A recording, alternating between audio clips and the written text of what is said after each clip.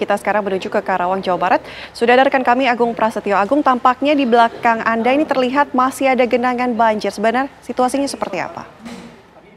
Ya, terima kasih Ana juga pemirsa. Hari ini merupakan hari ke-7 banjir yang melanda di Desa Karangligar atau tepatnya di Dusun Pangasinan dan Dusun Kampek.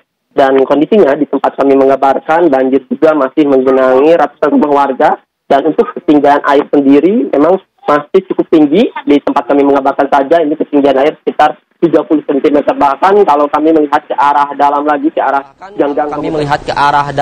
arah ganggang pemukiman warga, dan ketinggian air masih cukup tinggi sekitar 1 meter lebih, dan bahkan karena kondisi masih tinggi sehingga ratusan warga terpaksa harus mengungsi di tempat pengungsian. Selain itu juga memang banjir ini selain merendam ratusan rumah warga, tetapi merendam tempat sekolah, masjid, dan akses jalan desa.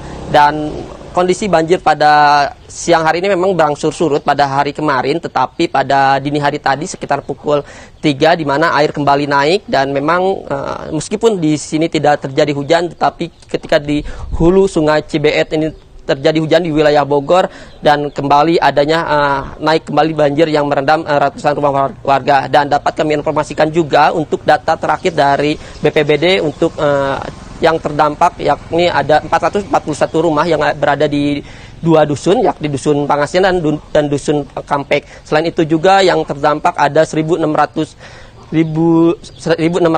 orang lebih yang terdampak akibat banjir ini, dan terpaksa masih berada di posko pengungsian, yakni selain di posko pengungsian mereka mengungsi di tempat saudara atau di tempat yang lebih aman. Dan untuk di posko pengungsian sendiri yang disiapkan oleh pemerintah daerah dan pemerintah pusat, yakni difasilitasi dengan posko pelayanan kesehatan, dan selain itu juga ada dapur umum yang setiap harinya melayani 3 kali masak dan diberikan pada pengungsi. Dan untuk posko pelayanan tadi kami mendapatkan informasi juga dari hari pertama hingga hari ke-7 ini ada 130 yang mulai terkena penyakit, yakni rata-rata ini gatal-gatal dan flu dan batuk. Dan untuk banjir yang kerap terjadi di wilayah Karangligar bukan hanya terjadi pada musim hujan saat ini, tetapi sudah berlangsung pada tahun 2007 lalu. Artinya sudah 15 tahun lebih banjir terjadi di wilayah Karangligar, dan setiap tahunnya terjadi. Dan memang diharapkan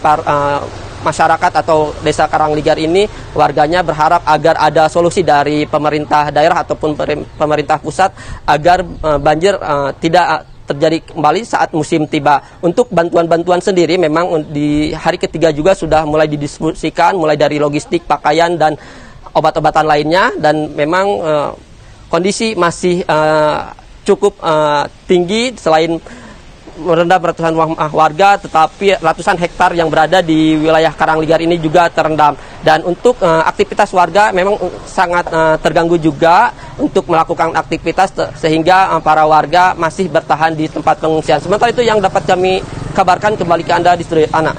Ya, terima kasih laporan langsung Agung Prasetyo, dan juga sebelumnya Arizal Antoni mengabarkan langsung dari lokasi masing-masing. Selamat bertugas kembali.